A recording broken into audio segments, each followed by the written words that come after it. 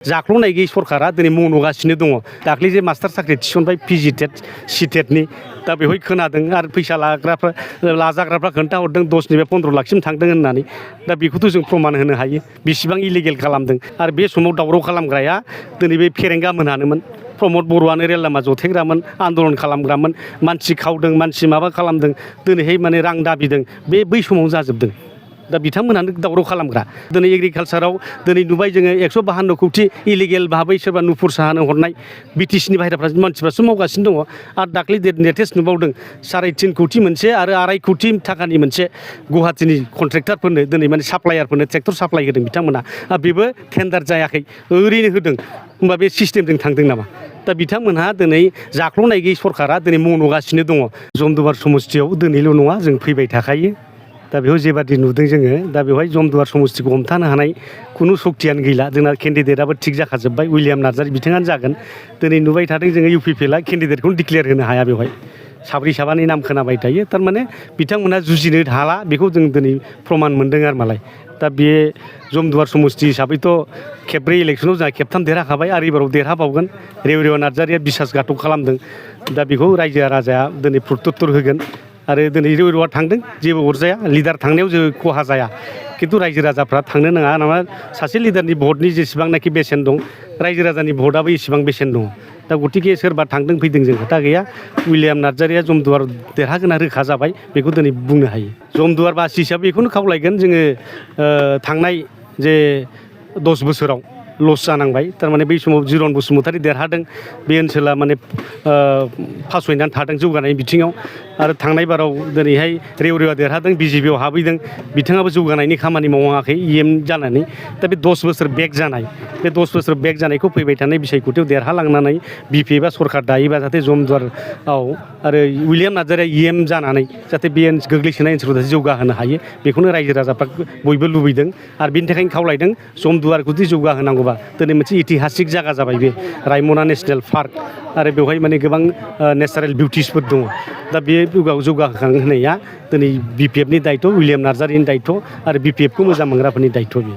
आरो बिथां बुंनाया बे अखाफोर मन'नाय बायदि, थारमाने अखाफोर मन'नाया दसेल' थायो नङा होमबा?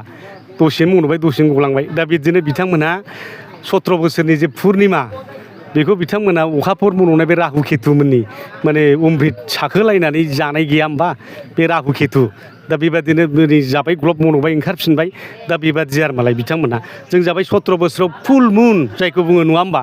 पुर्निमा, बेखौ जों होबोनो हादोंमोन। साख्रि बाख्रिनि अभाब जायाखैमोन, खामानि दामानि अभाब जायाखैमोन। बेवहाय माने खुनु माने गावजों गाव दागा हांगामाबो गैयामोन। दिनै मोनसे सान्थि परिबेसजों दिनै BTCआ सोलिबोदों। आरो बे समाव दावराव खालामग्राया दिनै बे फेरेंगा मोनहानोमोन। प्रमद बर'आनो रेल लामा जथेग्रामोन, आन्दलन खालामग्रामोन, मानसि खावदों, मानसि माबा खालामदों, दिनैहाय माने रां दाबिदों। बै समाव जाजोबदों। दा बिथांमोनानो दावराव खालामग्रा। दा दिनै बिथांमोना दिनैहाय मा खालामनो नागिरदों? बिथांमोना बे 5 बोसोराव जोंनि रायजो राजाफोरखौ अमाबैसायाव दोनदों, खोमसि। दिनै नाय नोङो, बिथांमोना बुंदोंमोन 5 लाख साख्रि होनाय बाथ्रा। हिसाबा होदो, 5 लाख साख्रि होनो हागोन हादिया? दिनै बिथांमोना बुंदों 2.5 लाख मानसिनो हा होबाय। दिनै प्रमाना होथों 2.5 लाख मानसिनो हा पाट्टाखौ। दिनै बिथांमोना माथो प्रमान होनो हादिया? जोंनि RTI जेनोखि माबा कपि, बेवहाय माथो 3000नि बाराखौनो जों मोनदिया। आरो दिनै थिखा थुख्लिनि खामानि, टेन्डार गैया, मा गैया, दिनै बिथांमोना होगासिनो दङ। दिनै एग्रिकालसाराव दिनै नुबाय जोङो 152 कौटि इलिगेल भाबै सोरबा नुपुर साहानो हरनाय बिटिसिनि बाहेराफ्रा मानसिफ्रासो मावगासिनो दङ।